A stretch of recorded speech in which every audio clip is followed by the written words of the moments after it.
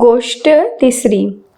एकदा इंद्राच्या सभेत अग्रपूजेचा मान कोणाला द्यावयाचा असा प्रश्न उद्भवला असता जो पृथ्वीच्या 3 प्रदक्षिणा करील त्याला अग्रपूजेचा मान देण्यात येईल असा ब्रह्मदेवाने ठराव केला. त्यावर सर्व देव आपापल्या वाहनावर बसून पृथ्वी प्रदक्षिणेस जाते झाले. गजानन मात्र आपण त्यांच्या बरोबर जाऊन अगदी शेवटचा नंबर मिळविण्यापेक्षा न जाणेच बरे अशा विचाराने स्वस्थ राहिला.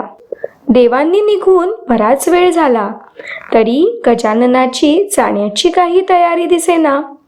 म्हणून पार्वती गजाननाजवळ गेली आणि तिने त्याला देवांबरोबर न जाण्याचे कारण विचारले. तेव्हा डोळे पुशीत गजानन म्हणाला, आई, माझे वाहन अगदी लहान आणि पोट मात्र भले मोठे. तेव्हा मी जरी गेलो तरी मला त्यात यश येणार नाही.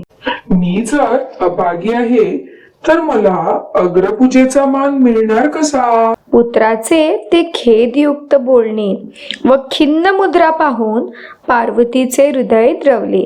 ती म्हणाली, गणूबाळ, तू तीळ मात्रही खेद करू नकोस. राम नाम हे सर्व समर्थ आहे. त्यावर दृढ श्रद्धा ठेवल्याने अधिक श्रमाशिवाय सर्व मनोरथ पूर्ण होतात. त्यानंतर तिने चटकन एक पाट मांडला आणि त्यावर राम ही अक्षरे लिहून गणूबाळास जवळ बोलावून घेतले आणि ह्या पाटाच्या भोवती 3 प्रदक्षिणा घालून ब्रह्मदेवाजवळ जा आणि अग्रपूजेचा मान मागून घे असे सांगितले. त्याप्रमाणे करताच गजाननास अग्रपूजेचा मान मिळाला. देव जेव्हा परत आले तेव्हा त्यांना हरिनामाच्या सामर्थ्याबद्दल आश्चर्य वाटले. त्याचप्रमाणे इतका सोपा मार्ग असून आम्ही उगीच धावपळ केली याबद्दल खेदही वाटला.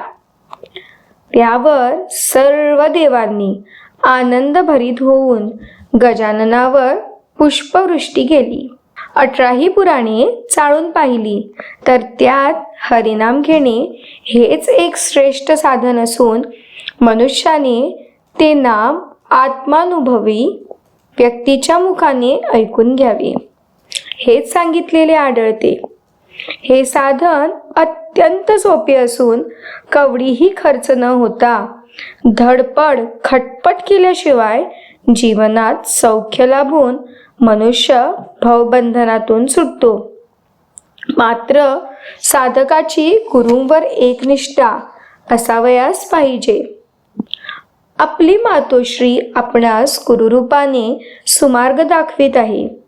त्याप्रमाणे आपण केल्याने खचित आपले कल्याण होईल अशा विश्वासाने आणि एकनिष्ठेने गजाननाने गुरु आज्ञेचे पालन केल्यामुळे त्यास मंगलमूर्ती ही पदवी मिळाली आणि तेव्हापासून प्रत्येक कार्यारंभी मंगलमूर्तीच्या पूजनाचा सर्वत्र परिपाठ सुरू झाला.